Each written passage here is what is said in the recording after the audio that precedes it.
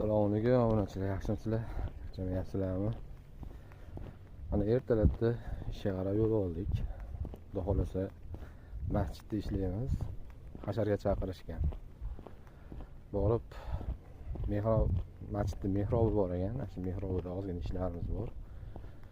Hozir sekin yetib borsak, masjidda qanaqa ish borligini sizlarga ko'rsataman. Atrofimiz dala, gaz yo'q, peshkum ketyapmiz, Xudoga shukr. Ayağımız bor ekan, gaz yo'q bo'lgan bilan. Mana atrofimizni ko'ringlar.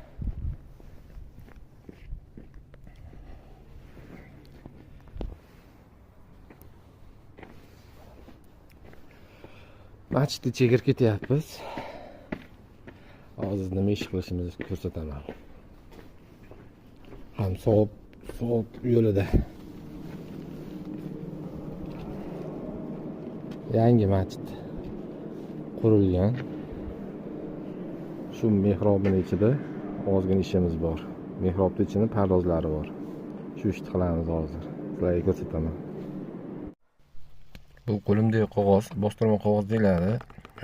Qanday naqsh solmoqchi bo'lsangiz, uni chizib olib turib, zubatiskada teshib olinadi. Sababi, shu bostirma qog'ozni yopishtirib turib, tepasidan qora cho'l yoki xochani ustidan urib chiqsangiz, shu teshib qo'yilgan joylaridan iz qoldiradi. Xuddi o'sha izlarini biz chiroyli qilib kesib olamiz.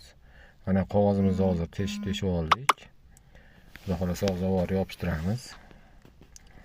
Ko'rib boringlar, mana mehrobning ichiga kirib kelib yopishtirgan joylarimiz bor. Uni ustiga chizib kesyapti. Kesish joyidan ham lavha ko'rsataman. Mana bu tarafini kesib oldik. Xudoga shukr. Endi bu tarafini hali chizilgan qog'ozimizni, bostirma qog'ozimizdan urib olganmiz. Ana chizig'i chiqib olgan. Chizig'ida o'yib chiqib, orta joylarini kesib olamiz. Xudo xolasa bir tarafini bo'ldik. Endi ikkinchi tarafi qolgan. Mana shu ikkinchi tarafini qilib olsak, xudo xolasa bitta ishdan qutulamiz va boshqa ishlarga o'tishga to'g'ri keladi.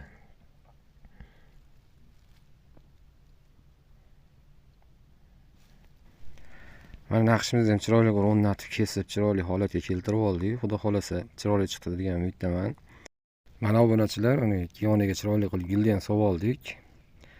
Xudo xolasa chiroyli chiqdi degan umiddaman. Bizni kuzatishda davom eting. Like, podpiskani ayamasdan bosib qo'yinglar, iltimos sizlardan. E'tiborlaringiz uchun rahmat. Assalomu